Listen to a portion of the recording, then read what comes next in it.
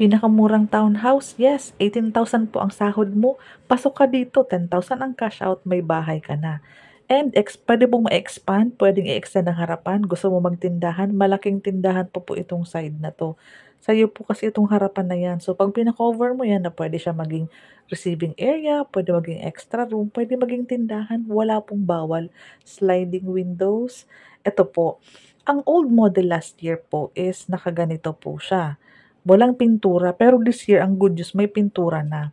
Last year, jealousy, yes. Ngayon po, naka-sliding windows na tayo. And painted walls, sahig, and yung ceiling natin. Pinturado na din at buhos po kasi yon. Yung sa electrical natin, kasama sa 10,000 na cash out po yan.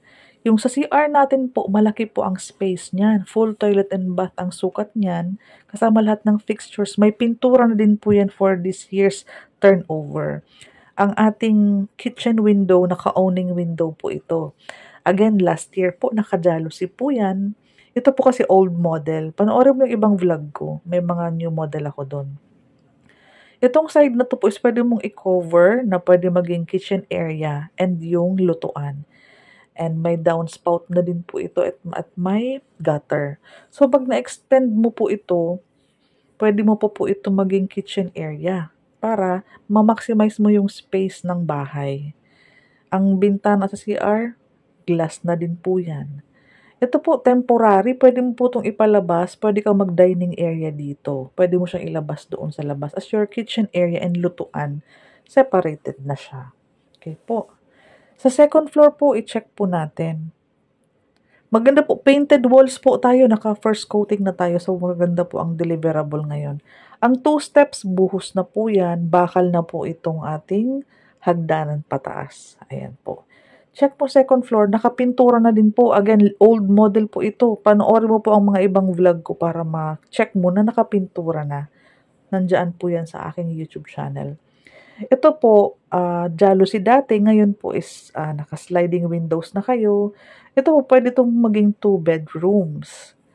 I-check mo po itong sa harapan natin. Kung i-extend or i-expand mo yung harapan na yan, malaking space pa yan. Again, pwede maging extra room nyo, pwede maging receiving area, pwede maging tindahan, hindi po mahigpit dito. Mahalaga, pwede kang ma-extend or mag-expand sa harapan. Ito po, may metal paring po, hindi po itong bakal na ito. Yung metal paring kasi is abang na yan for your partitions or yung sa ano ba, sa wall. Ito po naman yung itsura kapag, ito po yung kitchen area. Ito po, pwede mong i-extend. Iyan siya. Ito po, pwede po yan ma-cover para so mas ma-maximize mo yung space. Kasi po, 36 square meters lang kasi tayo. So, i-maximize mo po ang expansion ng bahay. 10,000 cash out kasama po ang mga electrical, water, Meralco, processing, reservation, all-in na po yan. Ang ceiling mo po, may heat insulator po yan. Kaya ang maganda po kung interesado ka at pasok ka ng 18,000, kung mag-asawa kayo, kasal kayo, pwede kayo mag-combine salary para maka-avail kayo ng 5,500 nating ino-offer sa Pagsinag Place South. PM us po. Ayan, may clip ako. Oh, surprise! Ito po, biglang lumiwanag yung nakikita ko. Sobrang ganda po ng improvement po. Hindi po tayo nagbibiro. Ito po ang magiging receivable unit mo kapag nag-reserve ka po. Next year, ganito na po kaganda.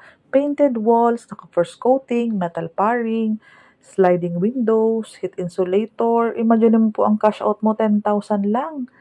Ang una mong hulog sa pag-ibig kapag na-approve ka. So, maraming pamilyang Pilipino ang magkakaroon ng bahay this year po.